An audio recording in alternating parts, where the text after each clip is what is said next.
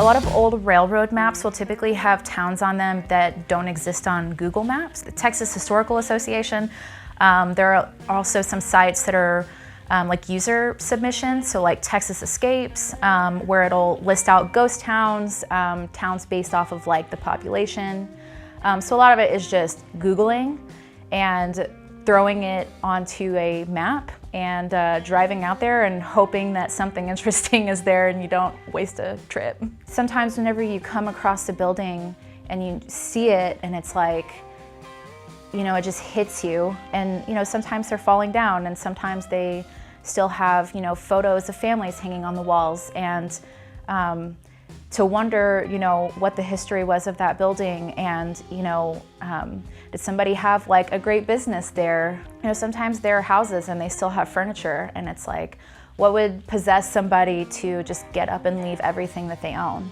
And you just never really know the situation, so it leaves a lot to the imagination. You know, there's not a lot of opportunity in small towns, and so a lot of times, you know, these places go out of business because their families don't want to take on the business, or, you know, nobody else lives in the town anymore, so there's nobody to actually service. So I think like a lot of it is sad, but I think it doesn't always have to be sad. I think that's why I don't shoot a lot of black and white, is whenever I shoot black and white photos of these buildings, I look at them and I'm like, it looks sad to me. But when I shoot them on color and it's vibrant and the color pops, it almost makes it feel like there's some life left in it, and maybe there is some feeling in it. It's really common now for these places to be vandalized, spray painted, and things like that. And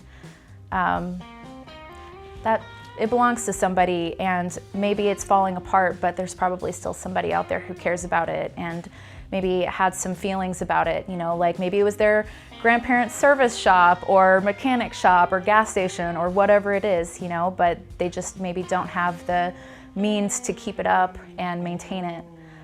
But that doesn't mean that they care any less about it. I think what drew me to photography in the first place was probably my grandparents on both sides of my family. My grandfather on my dad's side of the family he was a photographer. He had tons and tons of cameras, and when you went to my grandparents' house, the very first room that you walked into was his office, and there were pictures of flowers and cameras everywhere and all sorts of things that I knew I wasn't allowed to play with, but I really wanted to touch.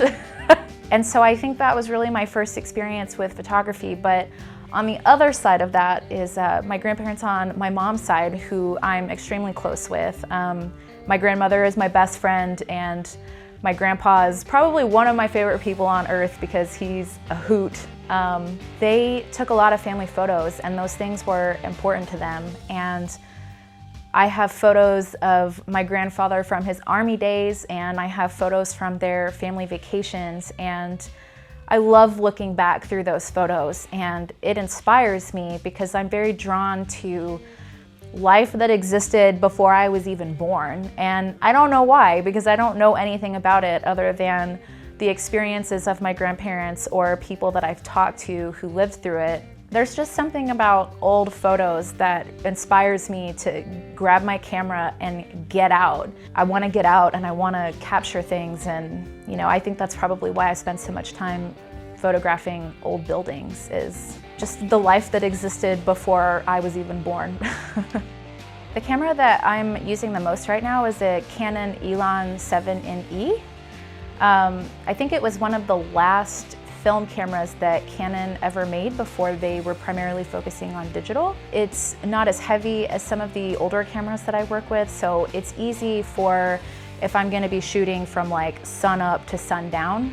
I also shoot with the Canon AE1 program, and that camera is extremely heavy, depending on which lens I have on it. So sometimes if I'm going to be on the go all day long, I'll just choose to take one of my newer cameras because it's a little bit lighter and a little bit easier to manage when it's 105 degrees out in the Texas sun. So I found a whole bunch of lomography film on eBay, and I bought it for like, I think it was 30 rolls for like 10 bucks.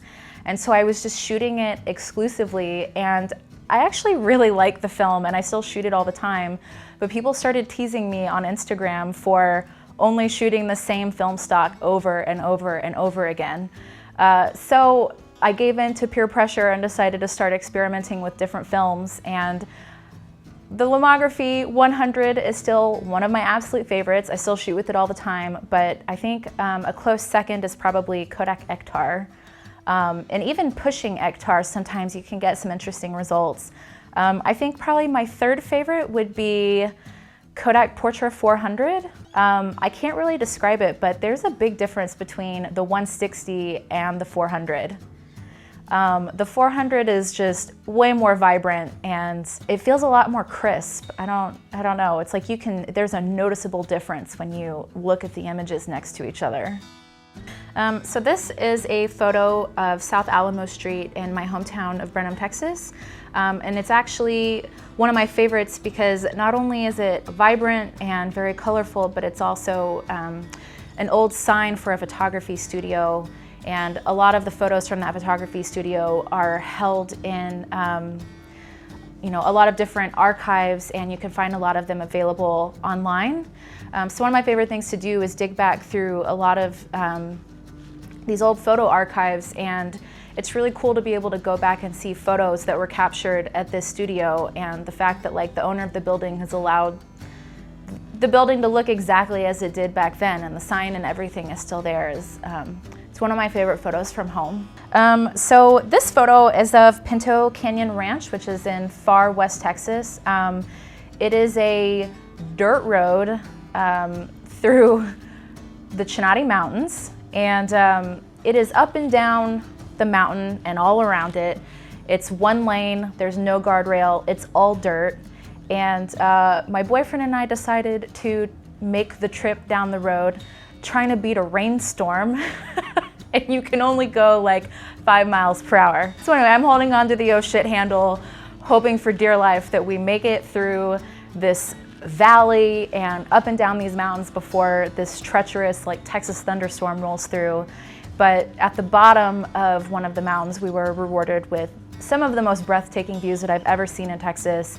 And then at the very end of it, we happened to stumble across this old truck loaded with bullet holes. I don't know what the story is, but there's nothing around for miles except for rattlesnakes and mountain peaks and, cactus.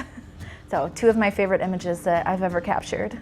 This photo was taken in Pecos, Texas. Just happened to pass through there one day on a week-long road trip through all over West Texas, and I love it because you can see straight through the building, and so it just looks like the sky goes on for miles and miles. And I loved this print so much that I gave it out as a extra piece for people who bought my zine that I recently released. We went on this amazing road trip for a week through all sorts of different towns and parts of West Texas, and saw a lot of ghost towns, saw a lot of old adobe ruins.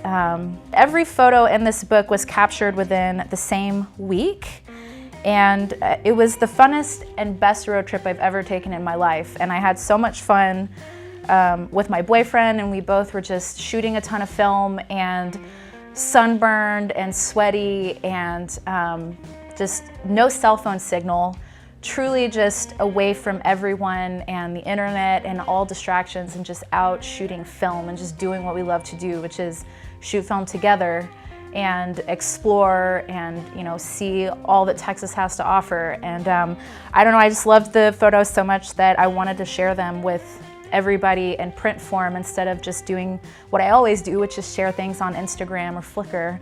And it was really well received. I was blown away, and hopefully I won't tear up about it, but I was just truly touched by how many people loved this book. And I am tearing up about it. It was so nice, and people were so nice to me about it. I don't know, it's just the only way that I can really describe it is it really made me feel like I was doing something that people appreciate. And now that I've done it, I want to do it again. So got some plans, a couple ideas that I'm tossing around, but I will definitely have another zine coming out in the next couple months. What I would say to somebody who really wants to get out and maybe find a small town that's close by, but maybe they don't have a car or they just don't have the means to get out, you can find a lot of old buildings in cities, and you can find things just exploring where you live. I mean, here in Austin, I feel like we don't do a very good job of preserving our old buildings, and there's such a tear down culture here, but every day I drive past something and I'm like, man, one day I need to stop and capture that. But maybe I don't because there's traffic, or I'm embarrassed that somebody driving down the street is gonna see me holding my camera. I think that's probably been my biggest hurdle to get over as a photographer, is not being embarrassed to just go out and get the shot that I want. Don't not explore because you think you can't find anything. Just look around next time you're in the passenger seat of a car or riding the bus or riding your bike. Don't be embarrassed to do what you care about doing. Who cares if somebody sees you taking a photo, or they're gawking at you from their car. Just you're creating something, and share it with people and share it with the world. And even if you don't do that, just know that you captured something and that you created something that exists, and you can print it out and you can hold it.